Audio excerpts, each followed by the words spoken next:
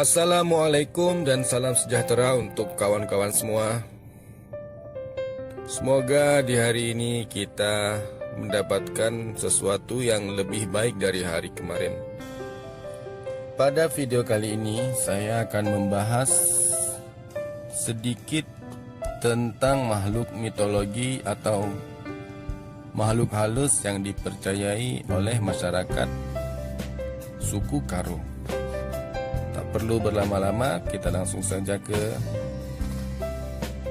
ceritanya.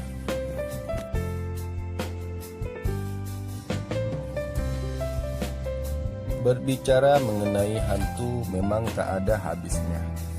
Seluruh suku manapun, bangsa di dunia memiliki mitologi tersendiri soal menginterpretasikan sosok makhluk halus ini.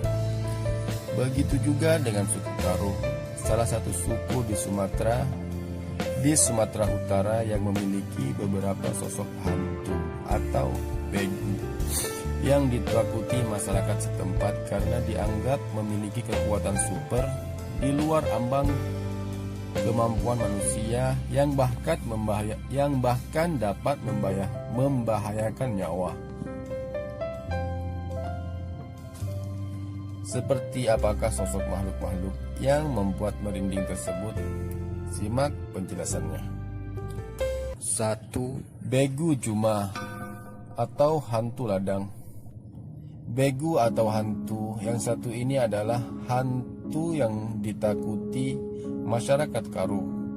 Bila mendengar penuturan masyarakat setempat, hantu yang satu ini juga mempunyai perilaku yang lucu. Hantu ini konon adalah roh leluhur yang tetap melakukan aktivitas layaknya saat ini masih hidup. Namun, karena sudah memiliki dunia yang berbeda dengan manusia, begu ini tak lagi mengenal anak cucunya sehingga tak akan pandang bulu dalam mengganggu. Hantu begu Juma diyakini akan memunculkan dirinya kepada orang-orang yang masih terus bekerja di ladang di saat matahari sudah terbenam. Hantu ini akan mengganggu si pemilik ladang dan menakutinya dengan sosok seramnya. Ia bahkan merasuki korbannya sehingga orang tersebut akan melakukan hal-hal aneh yang bahkan dapat membahayakan jiwanya. Yang kedua, begu ganjang. Begu yang dikenal luas oleh seluruh masyarakat Batak dan pastinya oleh suku Karo.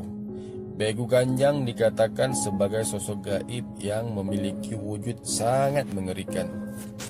Konon ia memiliki tubuh yang tinggi besar, rambutnya sangat panjang dan wajah yang seram. Bahkan menurut legenda yang diceritakan,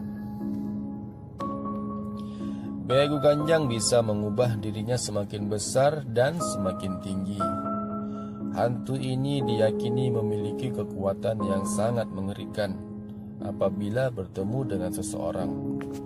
Hantu tersebut akan terus memanjang atau erganjangna. Anehnya, orang yang melihat hantu ini akan terus menatap mata hantu tersebut sehingga akan ikut mengangkat kepalanya. Kesempatan ini yang akan digunakan si begu untuk mencekik orang tersebut hingga meninggal.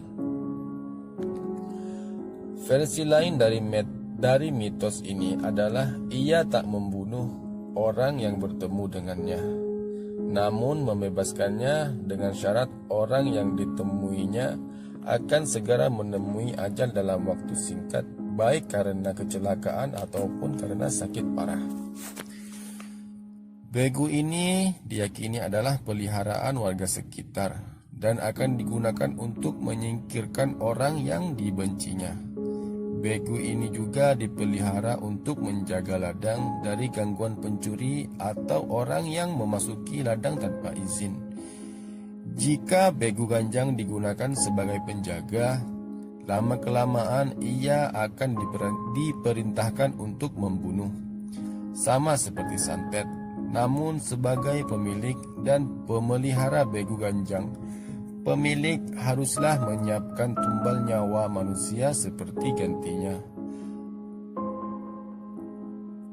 Pemilik harus menyiapkan tumbal nyawa manusia sebagai gantinya. Dalam kesehariannya, hantu ini harus disembah ataupun dipuja dengan memberikan sepotong daging ayam sebagai sesajen cibal-cibalen di atas lemari pemiliknya. Sebagai hantu, begu ganjang banyak maunya. Misalnya pemiliknya harus mandi di tengah malam, memberinya sesajen sambil berkeliling kampung dengan telanjang bulat, dan lain sebagainya. Terlepas dari sosok seramnya, masyarakat Karo meyakini jika bagu bisa ditangkal dengan tumbuhan jerangau ataupun dengan membawa besi, mersik, atau logam keras seperti gunting, jarum, peniti, dan lainnya kemana saja. 3. Begu Ture, hantu penunggu tangga. Hantu ketiga ini termasuk salah satu hantu yang sangat ditakuti masyarakat Karo. Bagaimana tidak, hantu yang satu ini diyakini akan mengganggu bahkan memegang kaki seseorang yang memasuki rumah melalui tangga atau jabu, ataupun rumah panggung khas suku Karo. Bagu ini sering disebut-sebut bersosok perempuan, dan bila disejajarkan makhluk gaib, ia mungkin mirip kuntilanak. Setelah berhasil membuat orang yang ditemuinya terjatuh, begu ini akan tertawa sekeras-kerasnya dan mengejek orang tersebut. Begu ini termasuk begu yang enggege atau begu yang memang suka mengganggu, atau bisa dikatakan jika mengganggu memanglah kegemarannya. So, hati-hati kalau naik tangga ya. Yang keempat, Nini Kerangin, penunggu hutan. Begu atau hantu yang satu ini adalah hantu yang cukup unik, karena selain tinggal di hutan, hantu ini hanya akan mengganggu seseorang yang melakukan hal yang tidak sopan di hutan. Begu ini juga sering disebut sebagai umang. Apabila seseorang memasuki hutan yang dijaganya dan melakukan tindakan yang dipandang kurang sopan seperti berbicara kotor, buang air sembarangan, ataupun melakukan tindakan asusila lainnya, hantu ini akan segera bertindak. Konon, orang yang dimurkainya akan iliwar atau dibuat tersesat tanpa arah. Begu ini akan terus-terusan menahan orang tersebut dengan terus membalikannya ke tempat semula. Sekeras apapun usahanya keluar meninggalkan hutan tersebut, akibatnya orang tersebut tidak akan bisa keluar dari hutan tersebut. Selain itu, dalam beberapa kasus si pelaku akan tetap diizinkan pulang, namun tendi atau rohnya itaban atau ditahan oleh Nini. Akibatnya orang tersebut akan mengalami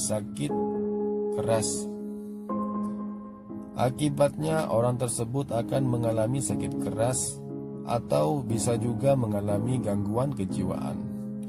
Tapi dalam kasus ini, begu ini termasuk masih menghukum dengan lembut, karena ia masih bisa disembuhkan oleh suhu atau dukun dengan cara melepas seekor ayam pegengen atau ayam hitam sebagai pengganti orang tersebut, dan juga melakukan upacara releng tendi, pemanggilan kembali roh, dan orang tersebut akan sembuh perlahan. Nah, itulah beberapa makhluk gaib bersosok seram yang secara umum diyakini oleh masyarakat Karo.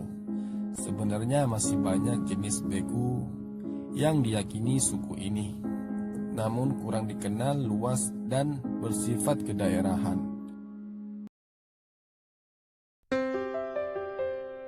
Terlepas dari itu semua, mitos tetaplah mitos. Yang sebagai manusia bisa kita lakukan adalah mendekatkan diri kepada Sang Pencipta dan tidak menduakannya dengan melakukan pemujaan terhadap makhluk gaib. Sekuat apapun dan sehebat apapun makhluk tersebut, mereka hanyalah makhluk biasa yang notabene-nya adalah ciptaannya juga. Kiranya cukup sekian untuk cerita kali ini. Untuk cerita mistis lainnya akan saya upload di video selanjutnya. Salam sejahtera dan assalamualaikum